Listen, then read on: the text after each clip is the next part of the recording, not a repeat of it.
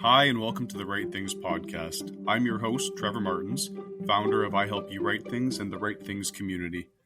This episode will feature 4 stories, all inspired by the prompt, an apology. Some are fresh, some are older pieces that fit the bill, but all 4 are absolutely worth a listen. We will begin with a piece by Dr. Christine Churchill. Enjoy. An apology in action. One of the best letters I ever received as a middle school principal began with the words, "Dear Dr. Churchill, I am very sorry for jumping out the window." The author of this letter was Duncan, a grade 8 student at my school in Seattle. The window referenced was located in the middle school drama room. On the morning in question, his teacher had left the classroom for just a few minutes. Upon her return, she called the office, stating that she needed me immediately. I arrived to find Duncan sitting with his friend Sam in an empty room across the hallway. Sam explained that they needed grass and twigs for a diorama they were making for class, and that they had decided to go outside to gather some supplies through the classroom window. Let me get this straight. My voice was controlled but abrupt. You decided to jump out a window that is at least 10 feet off the ground in order to pick up some twigs? I don't really get what the problem is, Sam observed, clearly frustrated. Fortunately, Duncan intervened. Dude, we could have been seriously hurt. Exactly, I agreed, and my lecture began. As I emphasized that they had not only put themselves in physical danger, but their reputation as responsible students had now been tarnished. Not to mention the reinforcement of middle school stereotypes with members of the public who caught sight of 2 boys hanging from windowsills as they drove past our school. How was I supposed to convince the head of school that my students were mature enough to travel to Europe or Utah or into the wilderness next month for our year-end trips? And, at the very least, how was I supposed to trust the 2 of them off or on school property ever again? I paused to catch my breath. Duncan and Sam looked uncertainly at each other and then back at me. Okay, I said, I will calm down now so that I can go call your parents to explain that this evening you will be writing a statement of intent where you will explain your understanding of the issue at hand, but more importantly, your plan of action for the future. I expect to receive these letters tomorrow morning, and I will be using them to determine what consequences are required for your actions. Early the next morning, Duncan's father called to explain that Duncan had arrived home very worried about something that neither his father nor I had considered during our conversation the day before. Later that week, our school's cross-country team was heading to Oregon for the most important regional race of the year, the Catlin Gable Half Marathon. Even as a 13-year-old, Duncan was the best runner in our K-12 school. He had come home convinced by my tone and commentary that I would be pulling him off the track team and not allowing him to travel to Portland. His father wanted to give me a heads up that Duncan would be coming to speak with me and had a proposal to make. He emphasized that the proposal was entirely Duncan's idea. Duncan arrived at my office door shortly afterwards, asking to speak to me. Though he was clearly nervous, he asked me to allow him to participate in the Catlin Gable race, acknowledging that his behavior in drama class would make it difficult for me to agree.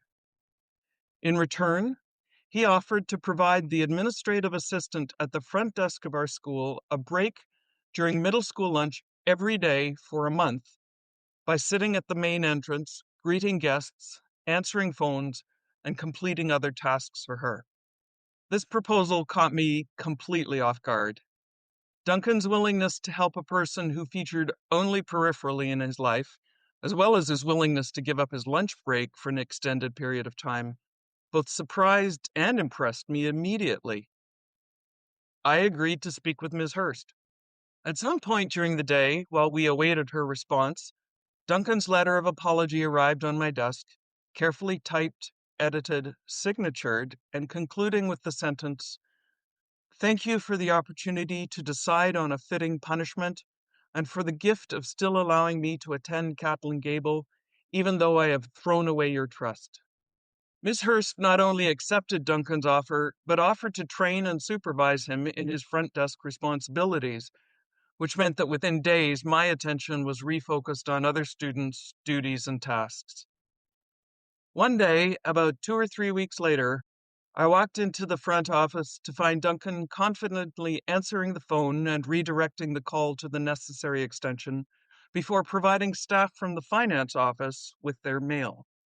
I wish now that I had stopped to tell Duncan that rather than throwing away my trust, he had increased my confidence in him exponentially, and not because he won the race. Many of these stories began as quick writes, short, timed writing prompts that allow writers to discover new stories. If you'd like to read what the writers in the community came up with for an apology, and maybe do some quick writing of your own, check out my November 20th, 2025 newsletter at ihelpyourwritethings.com/blog. My name is Marcy Harrison, and I'm going to read a reflective piece about self-acceptance inspired by the writing prompt, The Apology. It seems like the first half of my life was nothing but a series of apologies. I'm sorry I'm a girl, Dad. I'm sorry I'm not more girly, Mom. I'm sorry I can't be happy with the way things are, husband, that I want things to be better. I'm sorry I don't like your rules, world, that I'm too sensitive, that I can't shut my mouth. I'm sorry that I'm too much of this and not enough of that. That's what it really boiled down to, the wrong mix of too much and not enough. I spent the first 59 years of my life trying to fix this imbalance, trying to be not me, to fit the mold. It was exhausting and set me up for 59 years of failure. For even though I pulled off appearing normal in public, in the privacy of my own mind, I never did succeed at not being me.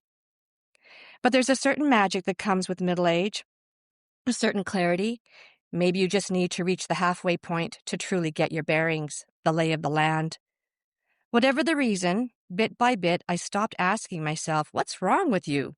Why can't you be normal? And I started questioning everything I knew about life and how it works, everything I knew about me and how I work.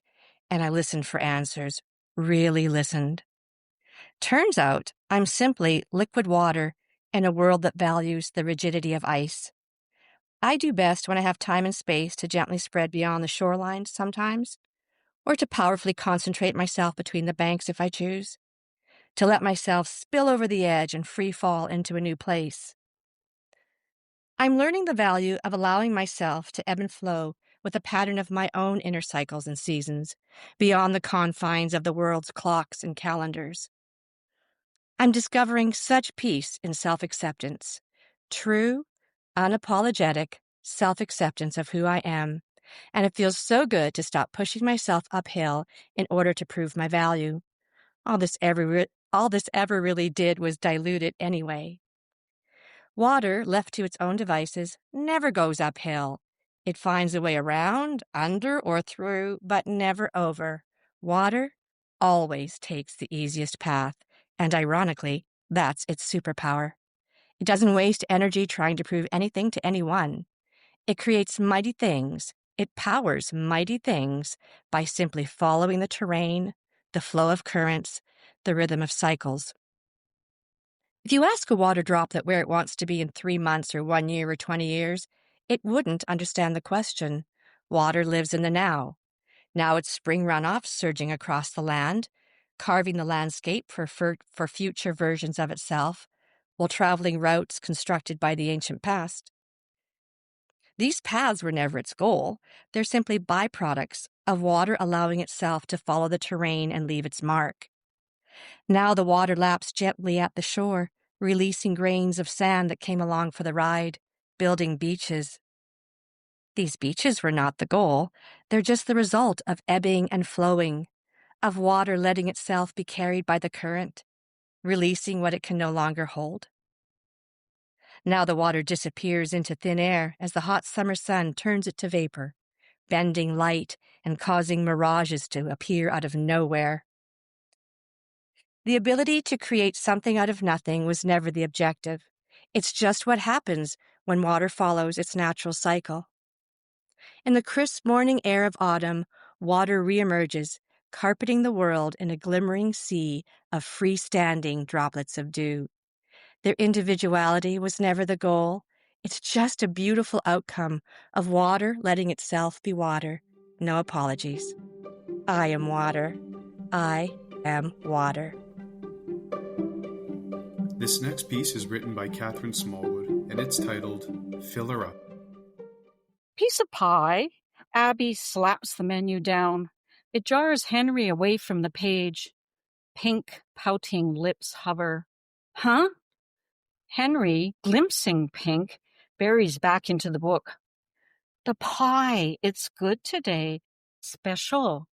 Abby sees a conquest waiting, coos the last word and flicks her blonde hair over one green eye. It's a good book. On hold for months, Henry was 503 on the library wait list, then 202. His phone pinged yesterday. Suddenly, he was next. In pickup excitement, he began reading, walking. The wind raged, blasted. He blew in and ordered coffee. Abby nudges the menu closer. If you don't want pie, the chicken with mashed potatoes is yummy. Or egg sandwiches with the house slaw. It's got bread and butter pickles in it. What? What? Henry's glazed eyes attempt a focus point. He sees the room as if fog is clearing, gradually hears the hum of people, recognizes the cup of coffee as his, once hot, now cool. He remembers ordering it, but when had it gotten here? Abby puts her hands on her hips, reaches over with one soft, pink nailed hand. She taps the menu with the tip of a delicate finger. Courageous now, Henry follows the finger up to the hand and up the pale arm, all the way up to blue eye and cascading blonde curls. What did you say? His stumbled, strangled words fall into the air like justy chicks blinking out of a dark cave. Aerobic class ends soon. Abby checks a pretend diamond-studded watch. Order now before the troops come in. They're all about salt after their sweaty workout. Abby clicks her pink tongue on the roof of her mouth. Henry stares, something stirring in him. Cook gets overwhelmed. Henry gulps, catches a glimpse of green and blue eye. I don't know. No. Abby sighs, and pretty pink mouth pouts. I'll come back. Drink some of that so I can reheat it. Your hazelnut oat milk, eh? She saunters away, craving his eyes on her retreat. She's been practicing incessantly ever since her sister started modeling and showed her the walk. Okay. Eyes on her backside, Henry secures the page with his elbow, reaches blindly for a napkin, folds it in 3 while he counts to 5. 1, 2. He sticks it in the book, turning his attention to the menu. He likes the sound of strawberry spinach salad with feta. Still distracted by the pink, he suddenly remembers he can't tolerate feta, shouldn't eat spinach, and while savoring his last strawberry, he had come eye to eye with a dying wasp. A pink vision swings through the half doors to the kitchen. Henry quickly takes a huge gulp of cold coffee. The aurora materializes tableside. Green eye winks. Throaty voice coos. Fill her up? Henry holds out his mug. His other hand scrambles for the menu. The book scatters to the floor like a skittish chicken. The folded-up napkin goes flying like a kite with no string. Henry and Abby smash heads in a downward menagerie of blonde and brown. Ouch! Ow! Trying to digest what just happened, Henry is stunned. He's never touched a girl. Abby is gloriously exciting and hurtful all at the same time. Liquid winds toward the book. Henry lunges. That's a library book. Really? Abby is suddenly frosty. How would I know, and why would I care? Her green and blue eye each freeze into his brown ones. Anything else? Feeling terribly judged, Henry's deep shame swirls up neck and face, red all over. Henry pushes out words while his confidence swirls away like a pop balloon. Yes, sorry. I hear the Saskatoon pie is to die for. Plastic Pelvis by Karis. My pelvis gets caught on all kinds of things. Zippers on jackets, the strap of my purse, the metal cage of a shopping cart, that one's the worst. It's a plastic pelvis complete with a spine and skull, a toy charm given to me by my chiropractor after an adjustment, which I've attached to the ring of my keys. This ring of keys and skeletal system is then attached to a lanyard around my neck, so I never have to go looking for them.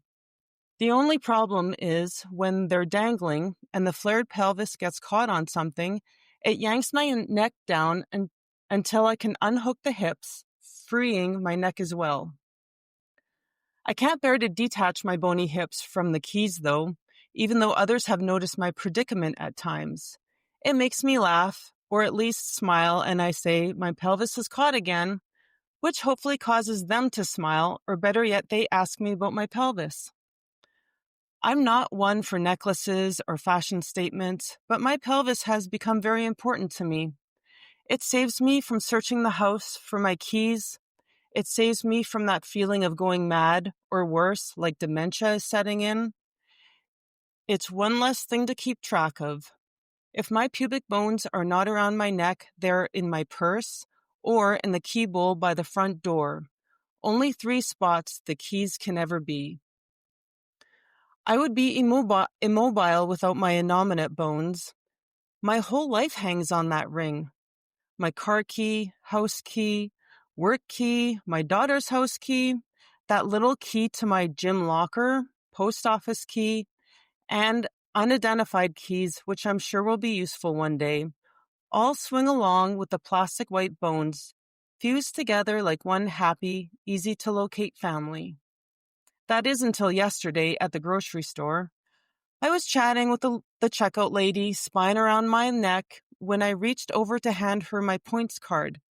My pelvis must have been lodged on the side of my shopping cart because when I turned, it tugged on my neck and broke.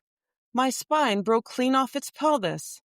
The keys fell along with the bones. The wire ring stretched open and everything tumbled to the floor. My back, I cried and collapsed to the ground, searching for all the scattered pieces. Other shoppers gathered around me in concern, asking if I was okay. That's when I felt a little pop in my back. Oof, I said, putting a hand on my lumbar for support. I went straight to my chiropractor's office to complain about my back. I needed a replacement, stat. I held out my hand to show him the separated bones. The pelvis was sheared in opposite directions, and shoe prints went up the spine to the twisted neck. I'm so sorry, he said. Those charms were special ordered for Halloween last year. I don't have any more. The chiro held up a finger. He had an idea. He went around to his desk to dig in a box. My friend, Dr. Brian, the neurosurgeon, was giving away brains last week. I still have one. I slumped in his waiting room chair and pouted. That's no good. Brains are useless. It's too small, too smooth. How am I ever going to find my keys with a little brain like that? I turned to go home, a sad, single car key in my hand, and wondered what my gynecologist was up to. One of my favorite things about working with so many different writers is the plethora of perspectives they take to their storytelling. If you're an aspiring writer, take note of writing that appeals to you, stories that speak to you. There's a good chance that you would enjoy writing something similar. And if you'd like to make writing part of your life, we open the doors to the Write Things community 4 times a year. See when the next registration session is at www.ihelpyourwritethings.com. Thank you to all 4 writers for taking time away from their manuscripts to share these wonderful pieces with the world, and to you, dear listener, for being a witness to them. Until next time, I wish you and your stories all the best. Take care.